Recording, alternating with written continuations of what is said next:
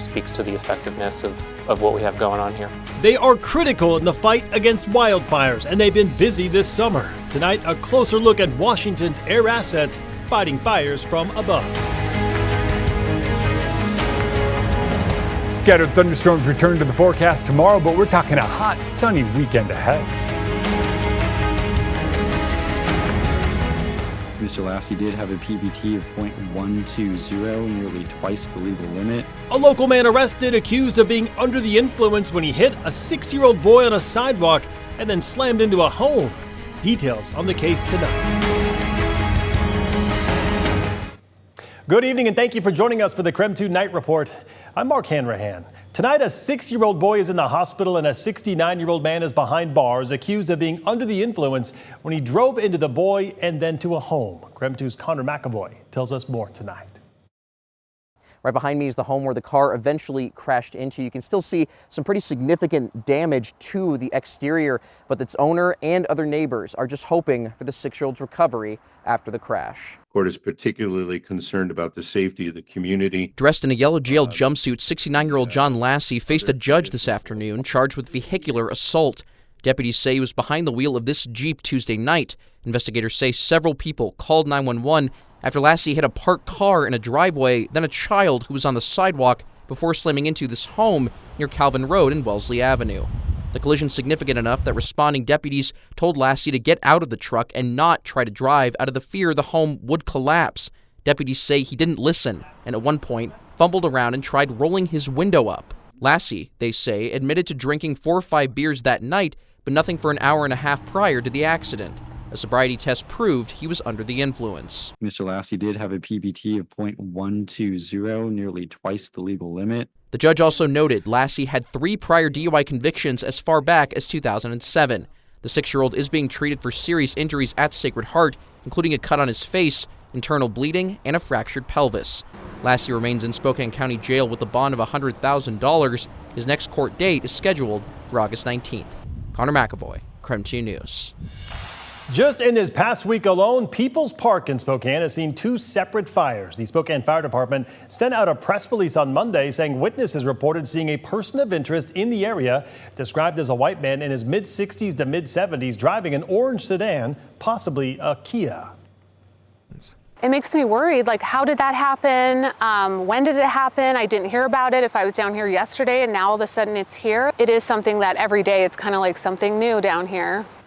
Officials want to remind community members who frequent the area that if they see something, they should say something as soon as possible. The Spokane Police Department is actively investigating the fires and will update the community when more information becomes available. All right, let's talk weather on this Wednesday with Chief Meteorologist Jeremy Lagoud. Jeremy, felt a few raindrops today. Will we see any more tomorrow? Mark, you're not going to believe this, but I'm standing out here and everything's wet. Couple of raindrops coming down. It's a crazy one. We have our next little wave moving through as we speak, and there it is. The moisture has moved out, a couple of stray raindrops, but we did get another round of pretty decent showers, especially on the north side of town.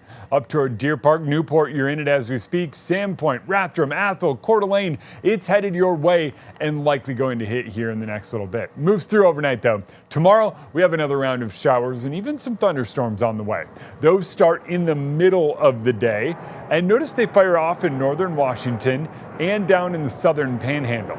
As we move through the day, that threat shifts away from northern Washington and into the panhandle. I think at that time we are going to see some stronger storms down there, but those should move out by the time the sun goes down. We're going to keep a close eye on those as they're firing off tomorrow because it does look like we might see a couple rumbles of thunder with our temperatures topping out in the mid-70s. Back in the 80s on Friday, mid-80s and sunny by Saturday. See you later in the broadcast. We are tracking the latest tallies from last night's primary election in Spokane County. First up, the Aquifer Protection Area, that's Measure 1. This one is easily passing with just under 3 in 4 voters supporting the measure to expand the protection area to include Spokane. Right now, the Spokane Valley Rathdrum Prairie Aquifer serves more than 500,000 people in the area. It would also add a $15 annual fee per household. Next up, the race for Spokane City Council District 3, which is currently held by Zach Sapone. Early return shows Zappone in the lead with about 51% of the vote. In second is Christopher Savage with 29%. So if the margins hold, it appears these two will advance to the general election coming up in November. One surprise return to the August ballot, the EMS levy for Spokane County Fire District 8. Despite passing during April's special election, a filing error forced them to resubmit it for the August primary. Right now, the levy appears to be on track to pass with a little more than 61% voting in favor and 38% opposed. To some national news this evening, the largest U.S. Army base in the eastern U.S. turned into a crime scene today when a gunman opened fire, wounding 5 soldiers. It happened at Fort Stewart, Georgia, about 40 miles southwest of Savannah. The wounded were taken to 2 hospitals. All are expected to recover. Skylar Henry reports on the latest details from Fort Stewart.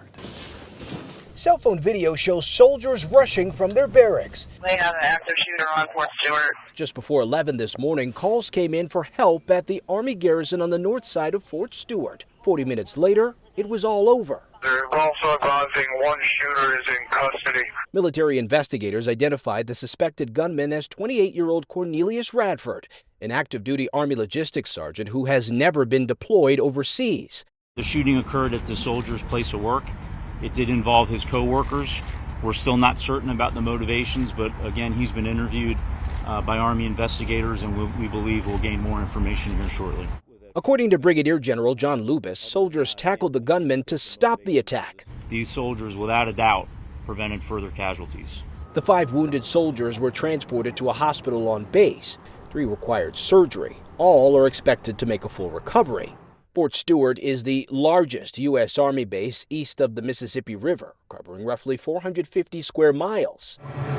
It's home to the Army's 3rd Infantry Division, which fought in both world wars, Iraq and most recently in Afghanistan.